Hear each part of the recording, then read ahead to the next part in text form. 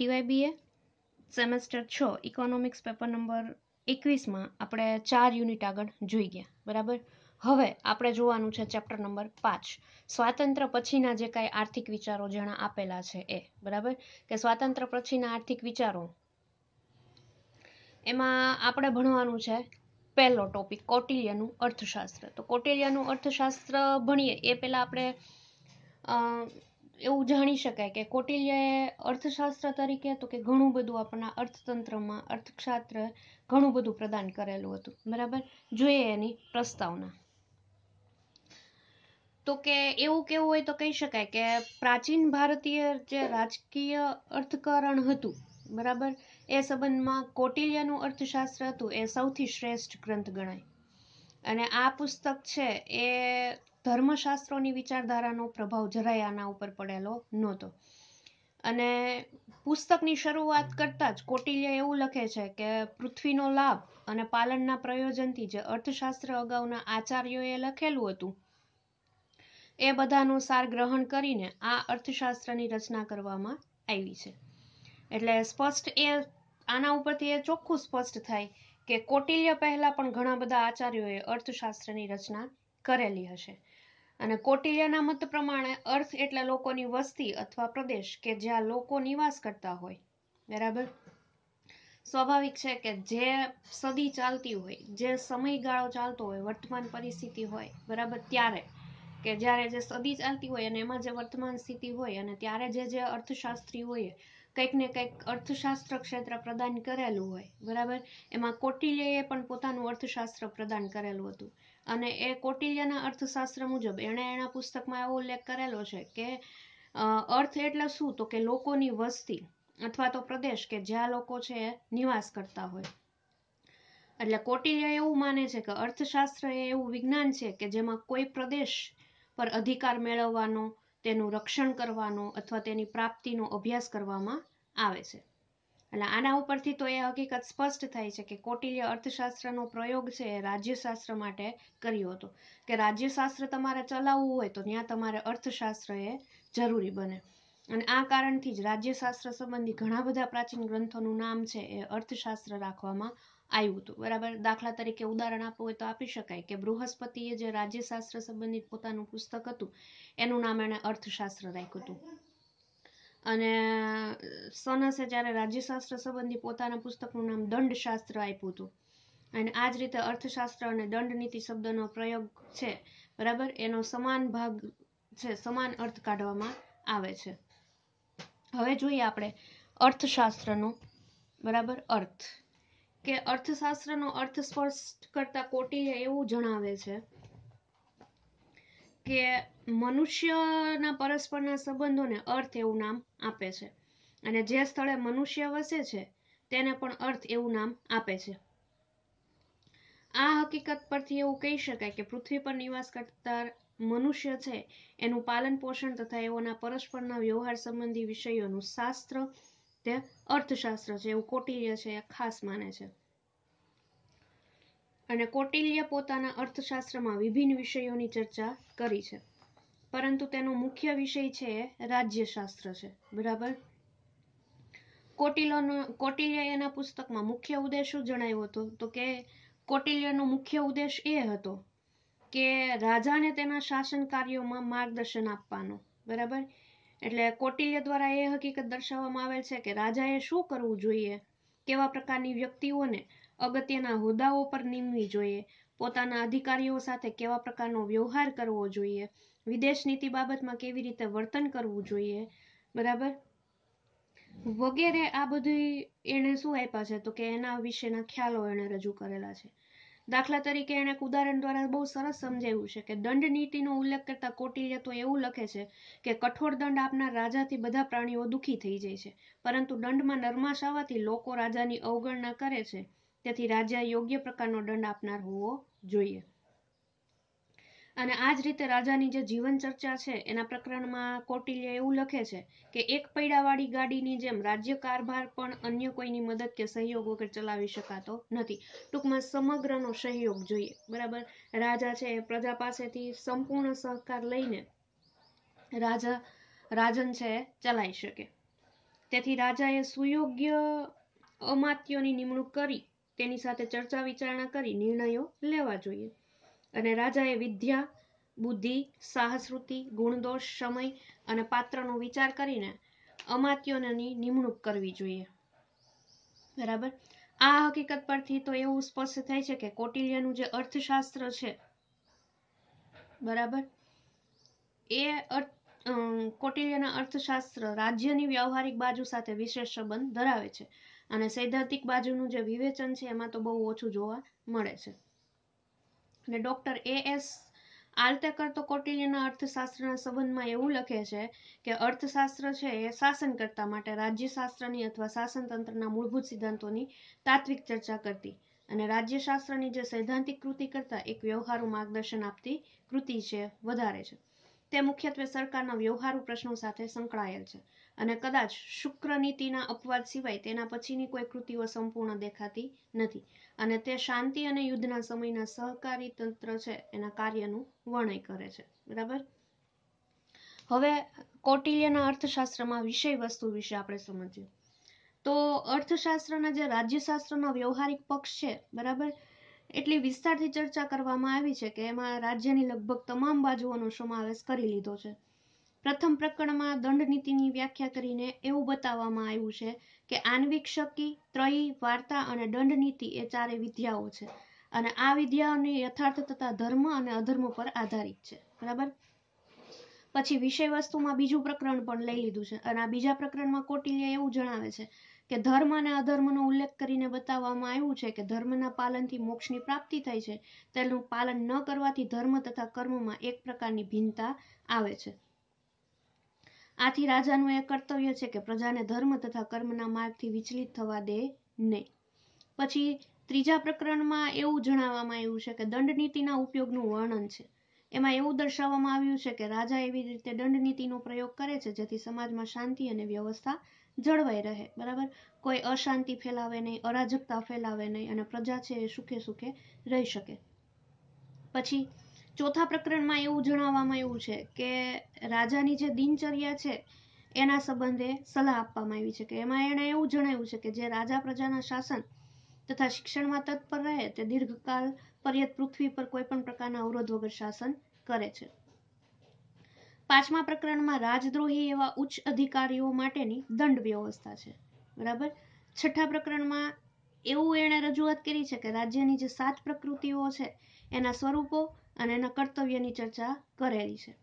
બાકીના જે પ્રકરણો છે, બરાબર, એમાં સંધિ, પરાજિત શત્રુઓ તરફનો વર્તાવ, લશ્કરી સંગઠન, શત્રુના લશ્કર સાથે મુકાબલો, આક્રમણ, દૂતકર્મ વગેરે બાબતોની ચર્ચા કરવામાં આવેલી છે. અને આ રીતે જોતા રાજ્યશાસ્ત્રની દ્રષ્ટિએ અર્થશાસ્ત્ર છે એક મહત્વનો ગ્રંથ બની રહે છે. અને આ સંબંધમાં ડોક્ટર બેની પ્રસાદ તો એવું લખે છે કે શાસનતંત્ર તથા વહીવટી સંસ્થાની રચના માટે અર્થશાસ્ત્ર છે એ હિન્દુ સાહિત્યમાં બિનહરીફ ગ્રંથ છે. બરાબર. અને એ વધારે તો એવું કહે છે કે એના અવલોકનમાં સંપૂર્ણ, એના નિયમોમાં વિગતપૂર્ણ અને તેની માહિતીની દ્રષ્ટિએ સભર છે. તે હિન્દુ વહીવટી તંત્રના સિદ્ધાંતનું વર્ણન છે. તે સંબંધમાં અપેક્ષિત હોય એવું ભાગ્યે જ તેમાંથી બાકાત રહે છે અને અર્થશાસ્ત્રમાં દરેક બાબતનું ખૂબ કાળજીપૂર્વક વિચારીને પરિશ્રમથી આયોજન કરવામાં આવેલું છે. બરાબર. હવે આપણે બીજો ટોપિક જોઈએ, રાજ્યની સત્તાના 7 વિભાગો. બરાબર. અથવા તો એવું કહી શકાય કે સપ્તાંગનો સિદ્ધાંત. બરાબર. હવે આપણે પ્રસ્તાવના જોઈએ કે રાજ્યની સત્તાના 7 વિભાગોમાં પ્રસ્તાવના શું કહે છે. તો કે પ્રાચીન વિચારકોની જેમ કૌટિલ્ય છે એને રાજ્યના 7 અંગો એટલે કે સપ્તાંગનો સિદ્ધાંત રજૂ કરે છે. બરાબર. આ સિદ્ધાંત રજૂ કરનાર કોણ? તો કે કૌટિલ્ય. કૌટિલ્ય અર્થશાસ્ત્રમાં રાજ્યની સત્તાના 7 વિભાગો છે એની ચર્ચા કરી દીધી છે. બરાબર. એમાં એણે રાજ્યની 7 પ્રકૃતિ તરીકે ઓળખાવે છે અને એના મતે આ 7 પ્રકૃતિઓના રાજ્યના ભૌતિક આધારો છે અને કૌટિલ્ય તેનો ઉલ્લેખ છે આ પ્રમાણે કર્યો છે. એમાં પેલું લઈ લીધું છે એને સ્વામી. બરાબર. સ્વામીનો અર્થ થાય રાજા. બરાબર. હવે રાજા છે એ રાજ્યનો અધ્યક્ષ છે. કૌટિલ્ય સ્વામીના ગુણોને 4 વિભાગમાં વહેંચી દીધા છે. બરાબર. સ્વામી એટલે શું? તો કે રાજા. અને એના ગુણો છે એના 4 વિભાગમાં વહેંચી દીધા છે, બરાબર. પહેલો વિભાગ કયો છે તો કે અભિગામિક ગુણ. હવે અભિગામિક ગુણમાં કૌટિલ્ય એવું જણાવે છે કે મહાકુલીન, દેવબુદ્ધિ, ધીરજવાર, દૂરદર્શી, ધાર્મિક, સત્યવાદી, સત્ય પ્રતિજ્ઞ, ઉચ્ચ અભિલાષી, ઉત્સાહી, ત્વરિત કાર્ય કરનાર, સામંતોને વશમાં રાખનાર, દઢ બુદ્ધિ, ગુણ સંપન્ન કુટુંબવાળો, શાસ્ત્ર બુદ્ધિ એ રાજાના અભિગામિક ગુણો છે, બરાબર. એના પછી પ્રજ્ઞા ગુણ. તો પ્રજ્ઞા ગુણ વિશે કૌટિલ્ય એવું જણાવે છે કે શસ્ત્ર ચર્ચા, શાસ્ત્ર જ્ઞાન, દરેક વાત સમજનાર, સમજેલી વાત યાદ રાખનાર, તર્ક વિતર્ક દ્વારા વાતના મૂળને પકડનાર, ખરાબ પક્ષનો ત્યાગ કરનાર, ગુણવાન પક્ષને સ્વીકારનાર વગેરે રાજાના પ્રજ્ઞા ગુણો છે, બરાબર. એના પછી આવે છે ઉત્સાહ ગુણ, બરાબર. તો ઉત્સાહ ગુણ દ્વારા કૌટિલ્ય એવું જણાવે છે કે શૌર્ય, અમર્ષ, શ્રી પ્રકારિતા અને દક્ષતા એ રાજાના ઉત્સાહક ગુણો છે, બરાબર. એના પછી આત્મસંપન્ન ગુણ. તો આત્મસંપન્ન ગુણ દ્વારા કૌટિલ્ય એવું સમજાવે છે કે વાગ્મી, સ્મરણશીલ, બળવાન, સંયમી, સેનાનું રક્ષણ કરનાર, ઉપકાર અથવા અપકારનો યોગ્ય બદલો આપનાર, દીર્ઘદર્શી, દૂરમદર્શી, પ્રિયભાષી, હાસ્યવત્સી વગેરે રાજાના આત્મસંપન્ન ગુણો છે, બરાબર. આ એણે પેલી રજૂઆત કરી સ્વામી, અને સ્વામી એટલે રાજા, અને રાજામાં આ 4 ગુણ હોવા જોઈએ: અભિગામિક ગુણ, પ્રજ્ઞા ગુણ, ત્રીજો ઉત્સાહ ગુણ અને ચોથું આત્મસંપન્ન ગુણ. અને કૌટિલ્ય તો ત્યાં સુધી માને છે કે આ 4 ગુણમાંથી જો એક ગુણમાં પણ ઓછા વચ્ચે કંઈક ને કંઈક અવરોધ હોય તો એને રાજા ગણવો નહીં, બરાબર. એના પછી બીજો ઉલ્લેખ કરે છે અમાત્ય, બરાબર. તો અમાત્ય છે એ રાજા વિશ્વાસપાત્ર હોવો જોઈએ, અને એ જ જનપદનો નિવાસી હોવો જોઈએ. તે વિદ્યાવાન, બુદ્ધિશાળી, સાહસિક તથા ગુણસંપન્ન હોવો જોઈએ. અમાત્ય એટલે તમે એવું કહી શકો કે રાજાનો જે પ્રધાન છે, વજીર છે, બરાબર, અને રાજા એની ઉપર 100% વિશ્વાસ મૂકી શકે એવો વ્યક્તિ, બરાબર. એના પછી જનપદ. તો કૌટિલ્યના મત પ્રમાણે જનપદ છે એ રાજ્યની ત્રીજી પ્રકૃતિ છે. જનપદનો અર્થ થાય ક્ષેત્ર થાય, બરાબર. અને જનપદના ગુણોનો ઉલ્લેખ કરતા તેણે જણાવ્યું છે કે જનપદની સ્થાપના એવી રીતે થવી જોઈએ કે જેની વચ્ચે તથા સીમાઓ પર કિલ્લા બનેલા હોય.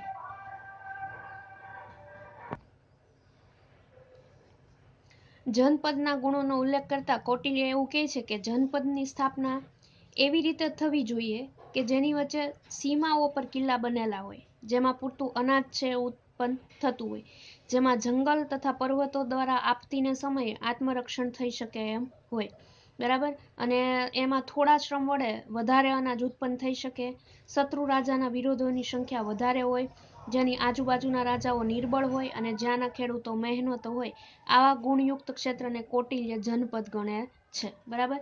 એના પછી દુર્ગ.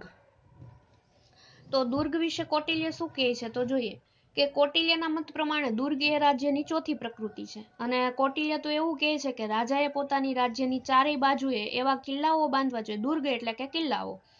એવા કિલ્લાઓ બાંધવા જોઈએ કે જે લડાઈ કે યુદ્ધ માટે યોગ્યતા ધરાવતા હોય, બરાબર. અને અર્થશાસ્ત્રના દુર્ગ વિધાનમ નામક પ્રકરણમાં કૌટિલ્ય 4 પ્રકારના કિલ્લાઓનો ઉલ્લેખ કર્યો છે, બરાબર. એમાં પહેલા કિલ્લાનો ઉલ્લેખ કર્યો છે એ ઔદિક, બીજા કિલ્લાનો ઉલ્લેખ કર્યો છે એ પાર્વત, ત્રીજા કિલ્લાનો ઉલ્લેખ કર્યો છે એ ધાનવન, અને ચોથા કિલ્લાનો જે ઉલ્લેખ કર્યો છે વનદુર્ગ. ટાપુની જેમ ચારે બાજુઓથી ઊંડા તળાવો વડે ઘેરાયેલા પ્રદેશને ઔદિક દુર્ગ કહેવામાં આવે છે, બરાબર. અને પર્વતની જે કંદરાઓ છે એના રૂપમાં રચાયેલા દુર્ગને પાર્વત દુર્ગ કહેવામાં આવે છે. ઉજ્જડ કે વેરાન જમીનમાં બનાવેલ દુર્ગ છે એને ધાનવન દુર્ગ કહેવામાં આવે છે, અને કિચડથી ઘેરાયેલા અને ઘાટી ઝાડીઓથી ઘેરાયેલ દુર્ગને વનદુર્ગ કહેવામાં આવે છે, બરાબર. એના પછી કૌટિલ્ય આપે છે કોશ, બરાબર. કોશ એટલે શું તો કે કૌટિલ્ય એવું માને છે કે કોશ એ રાજ્યની 5મી પ્રકૃતિ છે, અને કોષના ગુણોનો ઉલ્લેખ કરતા કૌટિલ્ય એવું કહે છે કે કોષ એવો હોવો જોઈએ કે જેમાં પૂર્વજોની તથા સારા માર્ગે કમાયેલી પોતાની આવક છે એ સંચિત કરવામાં આવે, બરાબર. તેમજ ધાન્ય, સુવર્ણ, ચાંદી તથા વિવિધ પ્રકારના કિંમતી રત્નોથી એ ભરપૂર હોવો જોઈએ. અને દુષ્કાળ અને આપત્તિને સમયે તે રાજ્યની તમામ પ્રજાનું રક્ષણ કરી શકે. અને આ પ્રકારના ગુણો ધરાવતો કોષ એ સારો કોષ ગણાય. બરાબર. એના પછી દંડ. કોષની જેમ જ દંડ એ રાજાનું શાસન કરવા માટે જરૂરી બીજું હથિયાર છે એવું કૌટિલ્ય કહે છે. બરાબર. અને દંડ દ્વારા રાજા પોતાના તથા શત્રુના લશ્કરનું નિયંત્રણ કરી શકે. દંડનો અર્થ છે લશ્કર, અને લશ્કરના ગુણોનો ઉલ્લેખ કરતા કૌટિલ્ય જણાવે છે કે એવું હોવું જોઈએ કે જેમાં વંશાનુગત, સ્થાયી તથા પોતાના કાબુમાં રહે એવા સૈનિકોની ભરતી કરવામાં આવી હોય. બરાબર. જેના સ્ત્રી, પુત્રો વગેરે રાજ્ય તરફથી મહેનતાણું મેળવીને સંપૂર્ણ રીતે સંતુષ્ટ રહેતા હોય.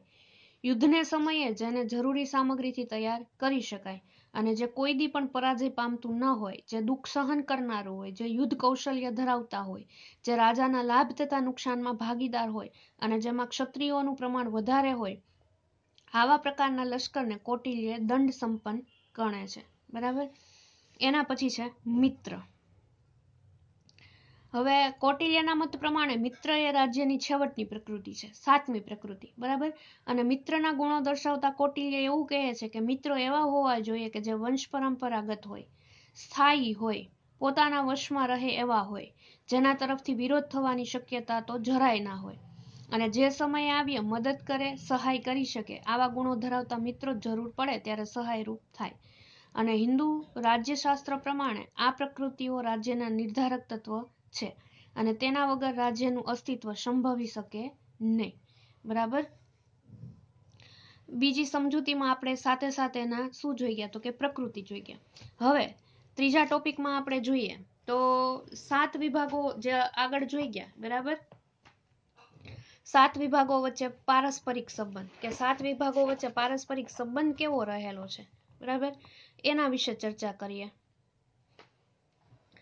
તો કૌટિલ્ય એવું રજૂઆત કરે છે કે એણે જે રજૂ કરેલ રાજ્યની સત્તા છે એના 7 વિભાગો એકબીજા સાથે સંબંધ ધરાવે છે. બરાબર.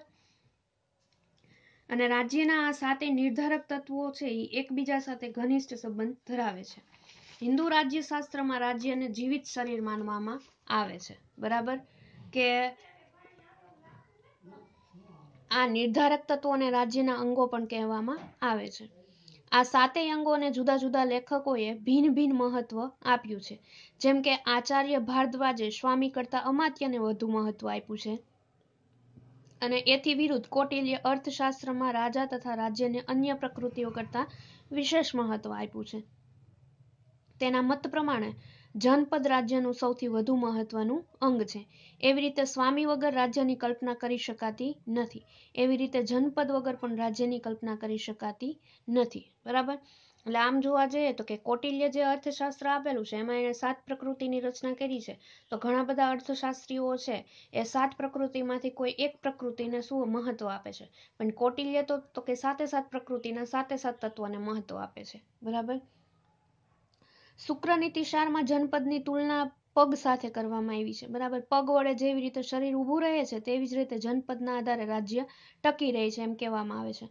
અને આ જ પ્રકારે રાજ્યરૂપી શરીરમાં બીજું સ્થાન દંડને આપવામાં આવેલું છે. દંડ એટલે કે લશ્કર. બરાબર. લશ્કર દ્વારા શત્રુને વશ કરી શકાય છે. દંડ દ્વારા રાજા પ્રજાનું રક્ષણ કરે છે. દંડ વડે રાજા પોતાનું પણ રક્ષણ કરે છે. દંડના અભાવમાં રાજ્યનું અસ્તિત્વ સંભવી શકતું નથી.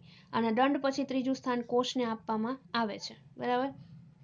અને શુક્રનીતિસારમાં કોષની તુલના મુખ સાથે કરવામાં આવી છે.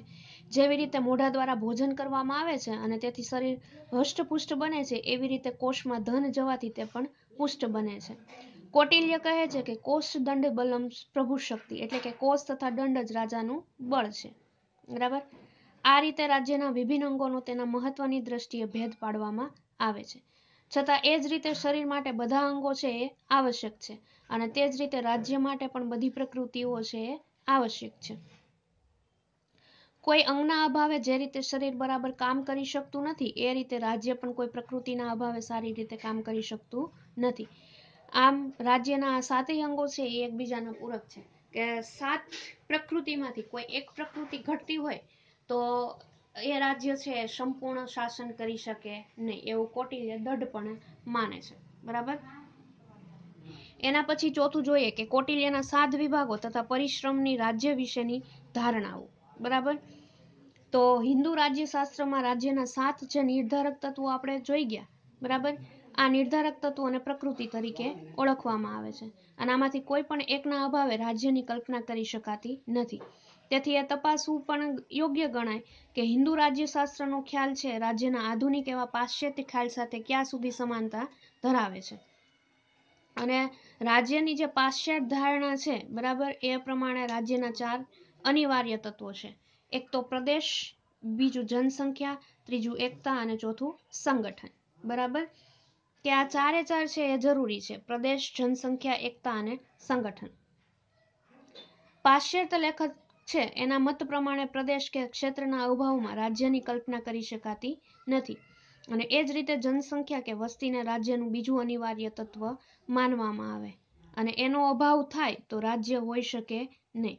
આથી પાશ્ચાત્ય રાજકીય વિચારકો એટલે અને લેખકો છે એ પ્લેટોથી માંડીને રૂસોએ રાજ્યની વસ્તી પર નક્કી કરવાનો પ્રયાસ કર્યો. અને એ જ રીતે એકતા અને સંગઠન પણ રાજ્ય માટે આવશ્યક તત્વો છે. બરાબર, એકતાનો અર્થ એ છે કે રાજ્યને એક રાજકીય એકમનું સ્વરૂપ આપવું જોઈએ અને સંગઠનનો અર્થ છે એ સરકાર છે, તે શાસક તથા શાસિતના ભેદને સ્પષ્ટ કરે છે. આ રીતે પાશ્ચાત્ય લેખકોએ પ્રદેશ, વસ્તી, એકતા અને સંગઠનને રાજ્યની વ્યાખ્યામાં સામેલ કરેલ છે. બરાબર, તેની સામે હિન્દુ રાજ્યશાસ્ત્રમાં અને કૌટિલ્યના અર્થશાસ્ત્રમાં રાજ્યના 7 જે નિર્ધારક તત્વો રજૂ કરવામાં આવ્યા છે એને પાશ્ચાત્ય લેખકોના મતે પ્રદેશ અને વસ્તી રાજ્યના ભૌતિક આધારો છે.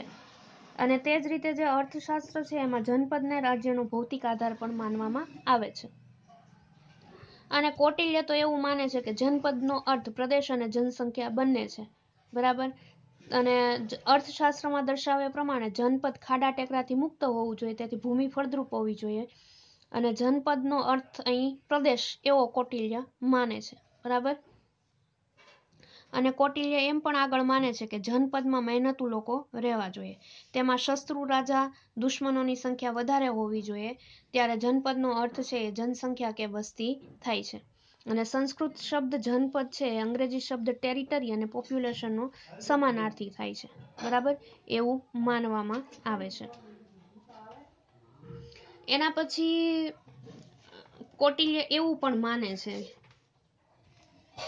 કે આ રીતે આધુનિક રાજ્યશાસ્ત્રમાં રાજ્ય માટે પ્રદેશ તથા જનસંખ્યાને આવશ્યક ગણવામાં આવે છે. અને આ બંને તત્વોની ચર્ચા છે પાશ્ચાત્ય સંસ્કૃતિનો જન્મ થયો એ પહેલા હિન્દુ રાજ્યશાસ્ત્રના આચાર્યોએ વિસ્તારથી કરી દીધી છે.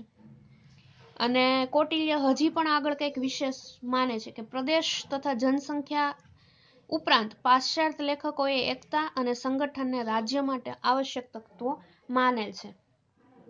તેઓ એકતાનો અર્થ રાજકીય એકમ એવો કરે છે. હિન્દુ રાજ્યશાસ્ત્રમાં રાજકીય એકમને સ્વામી દ્વારા દર્શાવવામાં આવેલ છે અને તે રાજ્યની પ્રથમ પ્રકૃતિ છે. તેનો અર્થ માલિક અથવા રાજા છે. આથી સ્પષ્ટ થાય છે કે રાજા જે પ્રદેશનો સ્વામી છે તે એક સ્વતંત્ર રાજકીય એકમ છે. કોઈ એનાથી મોટો એવા રાજકીય એકમના ભાગરૂપે એનું કંઈ અસ્તિત્વ નથી. અને આ જ પ્રમાણે હિન્દુ રાજ્યશાસ્ત્રમાં 7મી પ્રકૃતિ મિત્ર છે, જે માત્ર સ્વતંત્ર રાજ્યમાં જ સંભવી શકે. અને કૌટિલ્ય અર્થશાસ્ત્રમાં મિત્રનો ખ્યાલ એ સ્વતંત્ર રાજાઓના ઉલ્લેખ માટે અપનાવ્યો છે કે જેઓ એક જુદા રાજકીય એકમના સ્વામી હોય. અને પાશ્ચાત્ય લેખકો તો એવું માને છે કે એકતાને રાજ્યના નિર્ધારક તત્વમાં સામેલ કરેલ છે. અને હિન્દુ રાજ્યશાસ્ત્રમાં રાજ્યની ધારણાની અંદર પ્રાચીન કાળથી સમાવવામાં આવે છે. તે જ રીતે પાશ્ચાત્ય લેખકોના મત પ્રમાણે રાજ્યનું ચોથું નિર્ધારક તત્વ સંગઠન છે અને સંગઠનનો અર્થ સરકાર છે. તેના દ્વારા શાસક અને શાસિત વચ્ચેનો ભેદ સ્પષ્ટ થાય. સંગઠન શબ્દ માટે અર્થશાસ્ત્રમાં સ્વામી તથા અમાત્ય શબ્દનો ઉપયોગ કરવામાં આવે છે. સ્વામીનો અર્થ રાજા અને અમાત્યનો અર્થ રાજકીય કર્મચારી છે, જે જનપદના નિવાસીઓ પર શાસન કરે છે. અને આ શાસન કેવી રીતે કરવામાં આવે છે તેના સ્પષ્ટીકરણ માટે અર્થશાસ્ત્રમાં ક્રમશઃ દુર્ગ, કોષ અને દંડનો ઉપયોગ કરવામાં આવે છે. સ્વામી અથવા રાજા પોતાની ઈચ્છાઓને દંડ દ્વારા કાર્યાન્વિત કરે છે અને દંડનો અર્થ લશ્કર કે બળ છે. બળ, સેના કે લશ્કર ત્યાં સુધી ક્રિયાશીલ બની શકે કે કે જ્યાં સુધી એના નિભાવ માટે પૂરતા પ્રમાણમાં ધન ન હોય. આ હેતુ માટે કોષ, ખજાના કે તિજોરીની વ્યવસ્થા છે એ કરવામાં આવે છે. આમ સમગ્ર રીતે જોતા એવું જણાય છે કે પાશ્ચાત્ય લેખકો છે એના દ્વારા દર્શાવવામાં આવેલ રાજ્યના નિર્ધારક તત્વોનો ભારતીય રાજકીય અર્થશાસ્ત્રમાં રાજ્યની ધારણાની અંદર સમાવેશ થયેલો છે. રાજકીય લેખક જે બ્લન્ટ સ્ટ્રીટ છે, બરાબર, એના મત પ્રમાણે રાજ્ય કેવળ જીવ વગરનું સાધન નથી, પણ એક જીવન શરીર છે, અને જીવન શરીરની જેમ જ રાજ્યનો વિકાસ અને વિનાશ પણ થાય છે. અને એ તો એવું પણ માને છે કે રાજ્ય એ અંગોનો સમન્વય માત્ર નથી. આ અંગો ઉપરાંત એમાં કંઈક વિશેષ તત્વ છે. તેની સામે હિન્દુ રાજ્યશાસ્ત્ર અને અર્થશાસ્ત્રમાં આંગિક એકતાનો ઉલ્લેખ છે જ. કૌટિલ્ય દ્વારા કામદંગ અનુસાર રાજ્યની 7 પ્રકૃતિઓ છે એ રાજ્યના 7 અંગો છે, બરાબર, અને આ બધા અંગો એકબીજા પર આધારિત છે.